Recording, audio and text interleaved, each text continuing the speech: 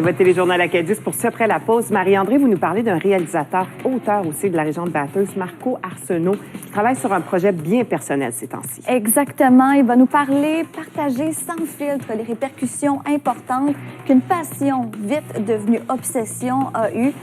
Vraiment, vous allez voir, c'est très touchant. Ça promet, François. J'ai l'impression que la famille puis l'entourage ont accepté que ça faisait à l'époque partie de moi parce que je n'étais pas capable de vivre sans ma caméra. Oui, ça, c'est l'auteur-réalisateur de Bathurst, Marco Arsenault, qui travaille sur ce documentaire-là très, très personnel sur son quotidien avec le syndrome d'Asperger. Sa passion pour le cinéma, justement, a pris beaucoup de place à un moment de sa vie. Ouais. Selon lui-même, c'est même devenu une obsession là, de tout filmer. Exactement. Avant toute chose, il faut savoir que le syndrome d'Asperger se caractérise, entre autres, par des difficultés à avoir des interactions sociales. Et c'était le cas pour Marco. Alors, tout a changé à une journée où il a reçu en cadeau une caméra vidéo.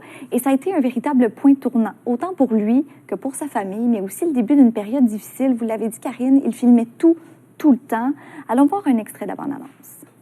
Ça me servait de bouclier concernant mon anxiété sociale. Souvent, je lui disais que, Marco, j'aimerais être avec toi comme je suis pas ici pour être avec Tom Cruise ou avec Jim Carrey. J'aurais aimé qu'il serait comme à l'aise d'être lui-même. Ce qui est très particulier avec Marco.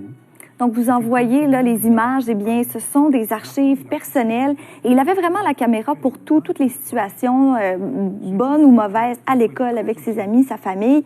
Et dans le cadre de son documentaire, il a pu constater tout le bien que ça lui a fait, ce comportement-là, mais aussi le mal, la peine aussi, les situations inconfortables pour ses proches. Il l'a dit, la caméra, c'est devenu un bouclier social contre son anxiété et lui donnait un certain détachement qui était nécessaire pour lui. Et lors de ces interactions-là, pourquoi c'était difficile, Karine? C'est qu'il trouvait qu'il y avait trop de choses qui se passaient en même temps, que c'était complexe de bien démystifier le langage corporel, les expressions faciales. Et donc, il analysait ces vidéos à la fin de la journée. D'un coup, je l'enregistrais, puis après ça, je le revisionnais à la télévision, ben, je comprenais beaucoup plus de choses que ce que j'avais compris dans l'interaction quand je devais interagir moi-même. Parce que là, je devenais un observateur, puis je pouvais plus mieux, l'anxiété était plus là, il y avait plus le stress de devoir interagir. Fait que j'étais vraiment en train de trouver aussi des repères sociaux, des fois même où je réalisais que j'avais dérangé les gens, mais là, c'était comme un drôle de cercle parce que j'avais besoin de ma caméra.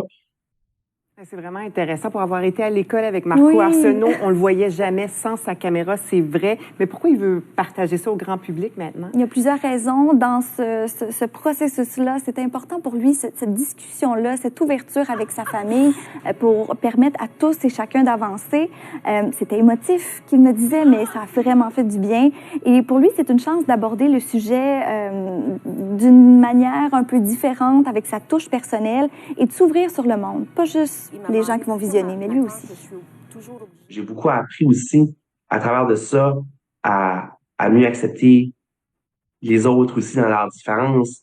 Je veux dire, parce que, tu sais, je veux dire, quand j'étais plus jeune, j'ai subi de l'intimidation beaucoup. Tu sais, finalement, quand j'ai trouvé ma caméra, tu sais, sans en être conscient, la caméra, ça peut être intimidant. Tu sais, puis avant je m'en rende compte, je veux dire, j'étais quand même rendu un intimidateur avec une caméra des fois, là, tu sais. Moi aussi, j'ai dérangé du monde des fois sans nécessairement que je le voyais comme ça.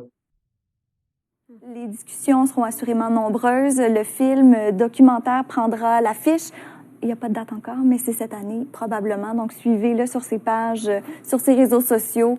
Une histoire, je pense, qui vaut la peine d'être discutée. Raconter. Cette thématique, absolument, avec sa vision à lui. On n'entend pas souvent cette réalité-là. Merci beaucoup, Marie-André.